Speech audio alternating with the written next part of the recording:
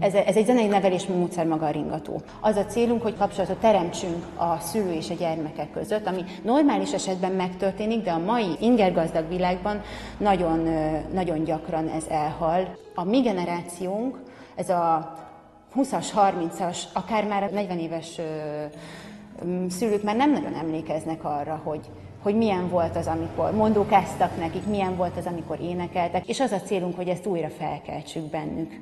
És a Gáni Gró Ilonának is ez volt a célja, hogy közel vigye egymáshoz szülőt és gyerekét, illetve hogy a közösség formáló erejét megtapasztaltassa a szülőkkel, a fiatal szülőkkel, akik ugye itt vannak, még gyakorlatuk lehet, hogy nincs, illetve 2-3 gyerekkel meg igazából meg már keresik a társaságot, a kapcsolatot, a kapcsolódást.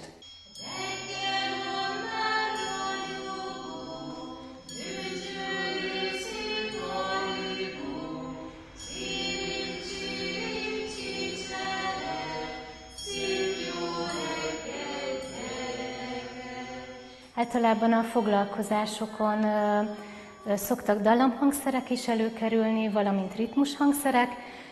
Nyilván a foglalkozásvezetőtől függ, hogy milyen hangszeren tud játszani.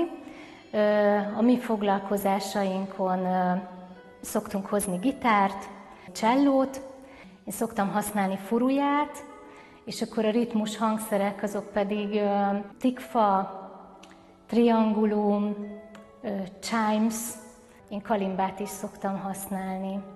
Úgyhogy úgy elég színesen tudjuk fölépíteni a foglalkozásokat hangszer tekintetben is.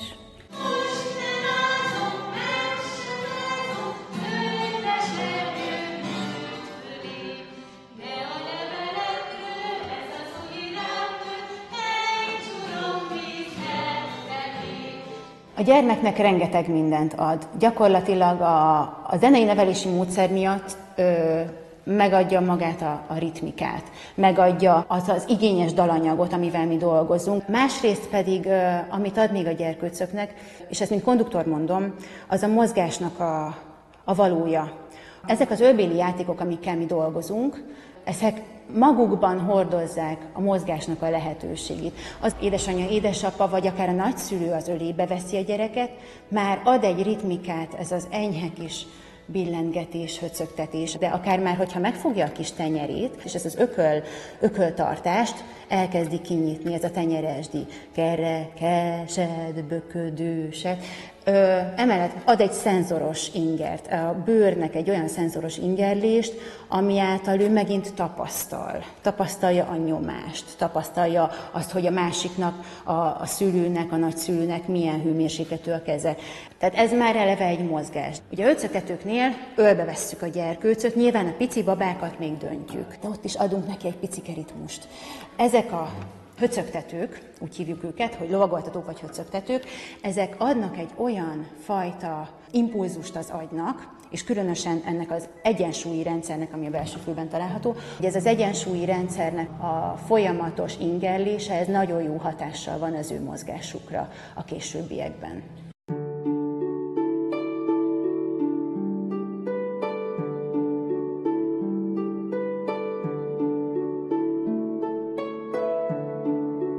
Nekünk van egy nagyjáboli programunk, természetesen itt is alkalmazkodunk a gyerekekhez, figyeljük, hogy melyik játékokba kapcsolódnak be jobban, és akkor hozzájuk alkalmazkodva építjük föl a foglalkozásokat. Hogy a gyerkőcökben ez a testtudat ébresztése, a testeknek a határainak a megéreztetése az, ami szerintem nagyon lényeges a ringatók által, mert hogy olyanok ezek a népi ölbéli játékok, amikben ugye érintgetjük a gyermekeknek a kezét. Akkor, amikor az arcot simogatjuk, pislogója, szuszogója. Ezzel mind ugye felruházzuk a testrészeket azzal, hogy mit csinál, pislog, szuszog, tátog, hallgat, lobog.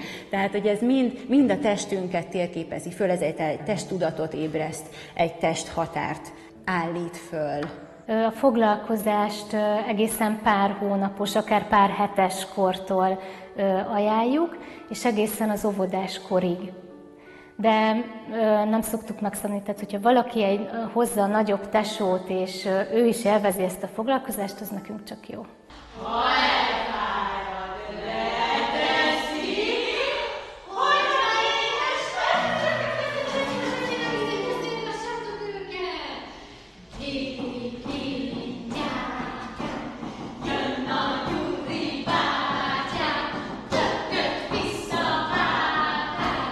nekünk az a célunk egy ilyen foglalkozás alatt, hogy azokat a mondókákat, dalokat, verseket, népi hangutánzókat, amiket itt hallanak a gyermekek és a szülők, azokat otthon tudják hasznosítani, és otthon is igenis énekeljenek és játszanak a gyermekkel.